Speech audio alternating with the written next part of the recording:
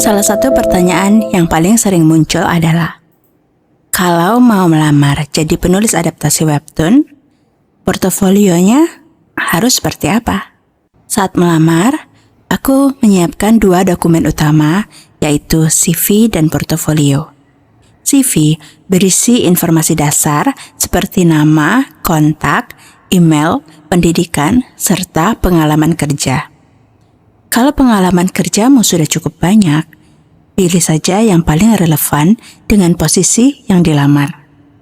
Menurutku, CV sebaiknya cukup 1-2 halaman saja agar mudah dibaca oleh HRD. Sementara, portofolio adalah tempat kita menunjukkan kemampuan, bukan sekadar menceritakannya. CV menjelaskan siapa kita, sedangkan portofolio menunjukkan apa yang bisa kita lakukan. CV dan portofolio yang kutampilkan di video ini sebenarnya sudah sedikit kumodifikasi dari versi yang kukirim saat melamar tahun lalu. Namun, secara garis besar isinya masih sama. Karena aku melamar sebagai penulis, seluruh isi portofolioku juga berfokus pada dunia kepenulisan. Aku mencantumkan proyek-proyek yang pernah aku kerjakan, mulai dari novel, komik, hingga audio series. Hanya saja, aku tidak menuliskan daftar karya. Aku juga menjelaskan peranku di tiap proyek.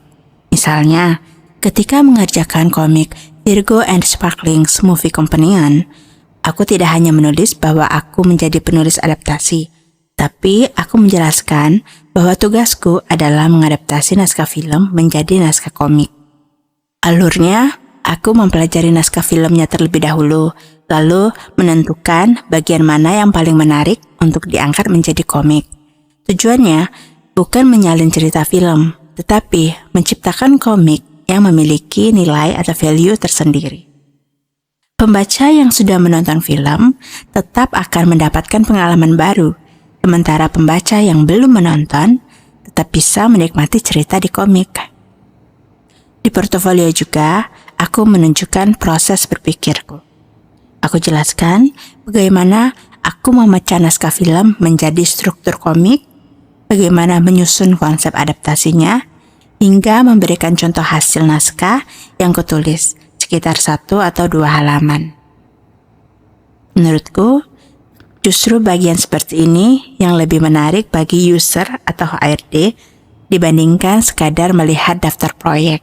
Mereka bisa memahami bagaimana cara kita bekerja dan bagaimana kita menyelesaikan sebuah masalah kreatif. Kalau kamu belum pernah mengerjakan proyek profesional, kamu tetap bisa membuat studi kasus sendiri.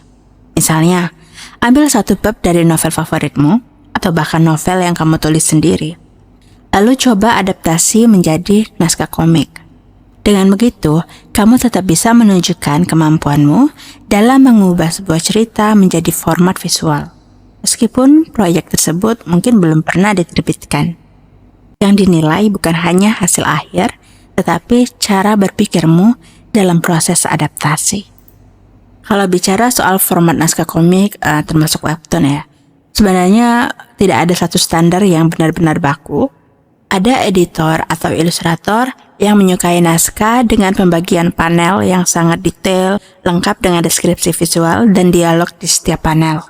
Namun, ada juga yang lebih nyaman menerima naskah dalam bentuk poin-poin atau alur cerita yang lebih fleksibel, agar ilustrator memiliki ruang untuk berkreasi. Karena itu, sebelum mulai menulis, usahakan tanyakan terlebih dahulu format kerja yang diharapkan oleh editor, studio, atau ilustrator yang akan bekerja sama dengan kita.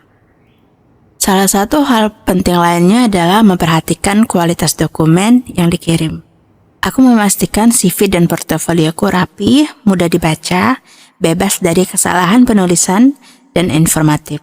Juga, aku memperhatikan ukuran file. Banyak perusahaan menetapkan batas maksimal ukuran lampiran. Kalau portofolio kita cukup besar, misalnya karena berisi banyak gambar, kita bisa mengompres file atau memilih contoh karya yang paling relevan. Kalau masih ada karya lain yang ingin ditunjukkan, kita cukup sertakan tautan menuju portofolio online seperti website, Instagram, Behance, Wattpad, Google Drive, atau media sosial profesional lainnya.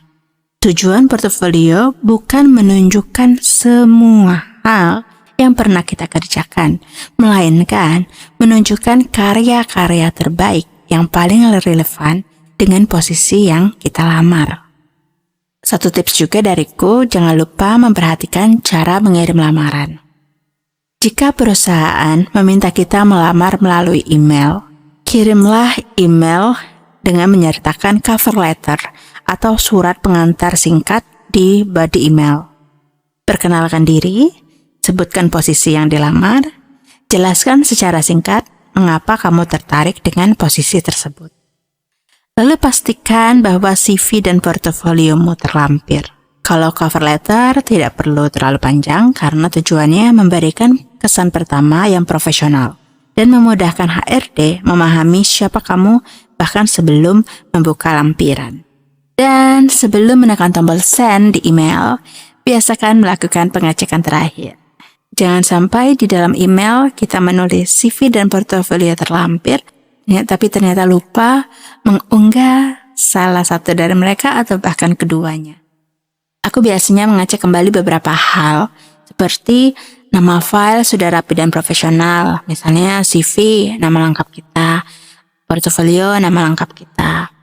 Terus alamat email tujuan sudah benar, posisi yang dilamar sudah sesuai dengan yang ditulis di subjek maupun isi email. Seluruh lampiran bisa dibuka dan tidak rusak apalagi mengandung virus.